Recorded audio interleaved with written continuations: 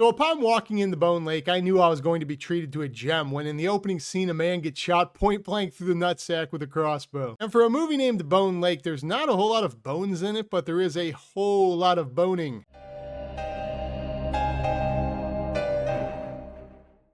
When Will saw this house on the app, he thought Bone Lake was a euphemism. Yeah, I thought it was called Bone Lake because it's a secluded place where people come to bone. Yeah, I thought that. Great minds. Male minds.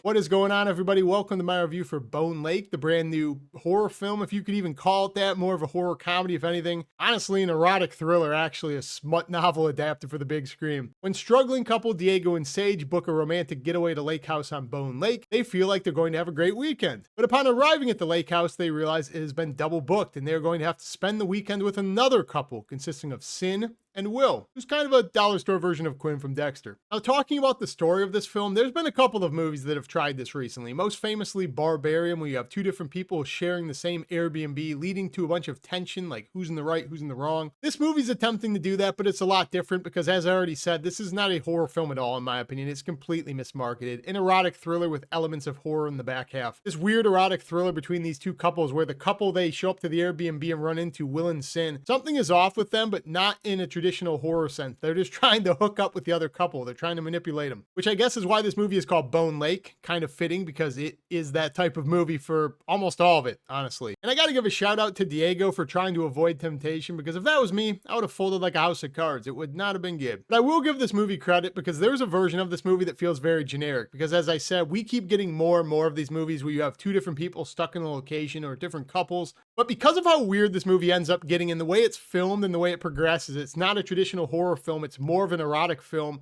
It feels different than those other films, and it keeps your attention longer than a lot of them do. Because Bone Lake is one of the thriller movies that starts off as something, and by the end of the film, it does a complete 180. I'd say the first 80% of this movie are just like kind of this rated R raunchy erotic thriller. Back half of this movie, I'm not going to give away where it goes, but it gets pretty freaking gnarly and it gets to be pretty insane. And at that point, I understand why it's a horror film. This movie has to get creative to keep you interested because it spends almost the entire movie at this one lake house. And you spend a lot of time with the couple, Sage and Diego, learning about their relationship. You find out he's a struggling writer, and you find out she's a little bit jaded with their relationship because he doesn't wear the pants, no pun intended. But what I thought was unique when I was watching this is a movie that is marketed as a horror movie, and it kind of feels like you're watching a horror movie, even though for the vast majority of it, there is nothing horror related at all.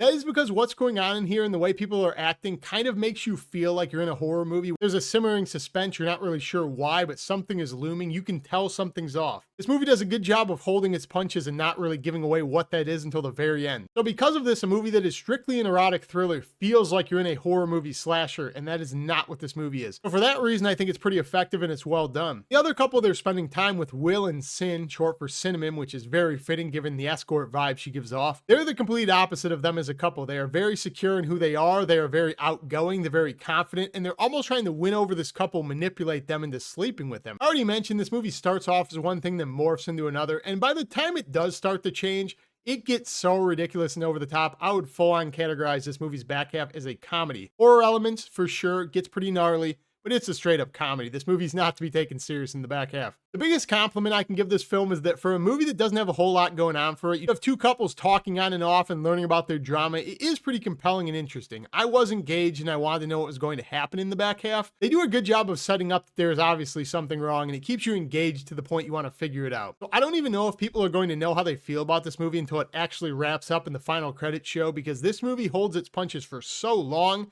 it's almost hard to make a determination if you like it or not, because it's so dependent on where it goes and you don't know where it's going to go until the last 10 or 15 minutes. This movie is also oddly funny at times just because of how awkward it is putting these characters in uncomfortable situations. You will kind of chuckle to relieve yourself of the tension. Downside to that being not all jokes land clearly. There are a couple of huge whiffs in here I think that were meant for comedic relief, and I just thought they were cringe awkward. They did not land at all. One other negative I have for a movie that's only 90 minutes, I felt the pace of this for sure. I would have guessed this movie was an hour and 50 minutes. I thought it was 20 minutes longer than it was. As I already said, this this movie does a good job of getting you to the simmer where you get to the uncomfortable spot and then it just keeps you there for a long time where the intrigue builds. You're not sure where it's going. Up until a point, it kind of frustrated me because I knew the movie was going to go somewhere, but it sits in that simmer zone for so long, almost way too long. At a certain point, I just wanted answers to the mystery because it just kept doing the same thing over and over again. Who can be trusted? Who cannot be trusted? Will you sleep with them? Will you not? While some people who love these steamy, sexy, romantic thrillers might really get wrapped up into that, for me, it just dragged on a little bit too long to the point when you do get the payoff,